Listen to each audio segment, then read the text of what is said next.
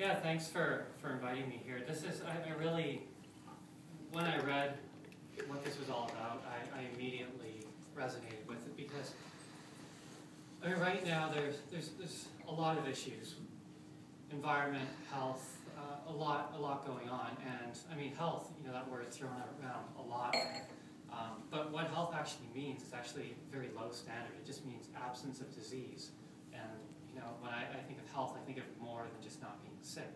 So, you know, finding foods and products as well that can help you actually be healthier, not just not have disease, but actually feel good and perform well, as Amy was talking about before, just feeling good and being able to think more clearly and boosting athletic performance and not being dependent on stimulants, caffeine and sugar, and not needing to sleep a lot as well. You know, people who are healthier can get by with less sleep, and you've all heard, you know, you need 8 hours of sleep a day. Well, it really depends on quality. Like if you can actually, if you eat well and you know what products are healthy and good, you can actually lower cortisol, which is a stress hormone, that means you're going to be able to get into a deep phase of sleep called delta.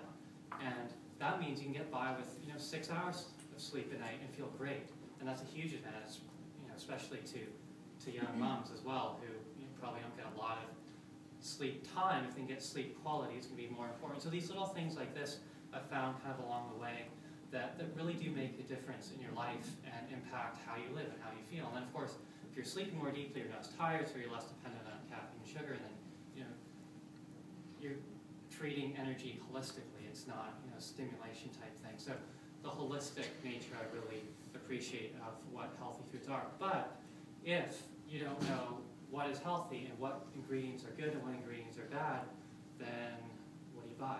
What do you do? And do you have to research all of this yourself? And you know, most of us don't have the time or inclination to do that. So having a program like this in place, I think, is just so valuable. And also, even from a, you know, a non-personal standpoint, but more of a holistic standpoint. And obviously, when we buy something, we're voting for not just the product, but for how it was produced and all the things that went into it.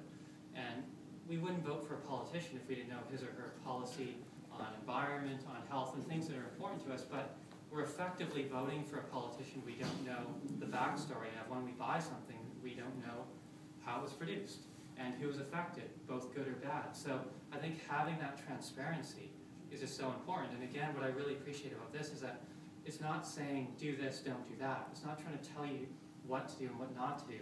It's just saying here's more transparency.